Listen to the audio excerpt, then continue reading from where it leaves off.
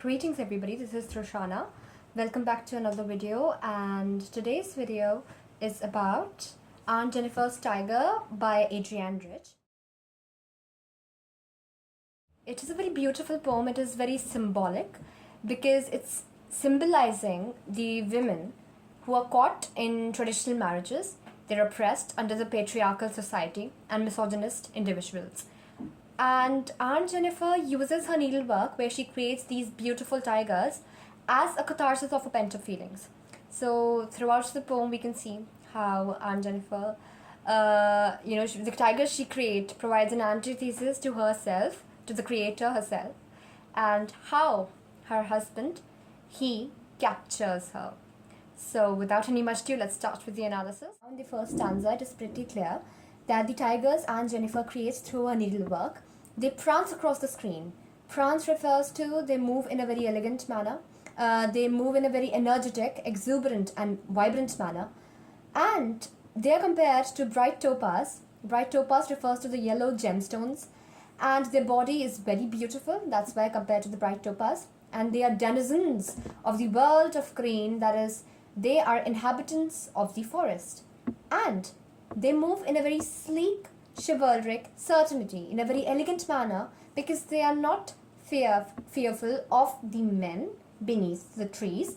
And they are, why they're not fearful? Because they are bold, they are valiant, they are gallant, they are brave enough, they are courageous, and they're very elegant as well. Now, in the second stanza, the focus shifts on Aunt Jennifer herself, and Adrienne Rich talks about how Aunt Jennifer's fingers are fluttering because she is anxious.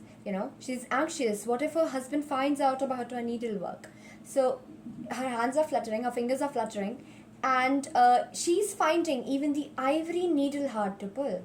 Ivory needle. It's pretty ironical because ivory represents the aristocratic status here.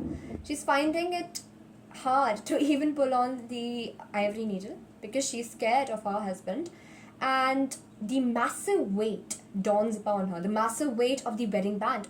Now, the wedding band, which was given to her by her husband, who is misogynist, and the wedding band is not heavy. It's not adding on to the physical burden on her, but it's adding on to the mental and emotional pressures that torments Aunt Jennifer, and she feels fearful of her husband.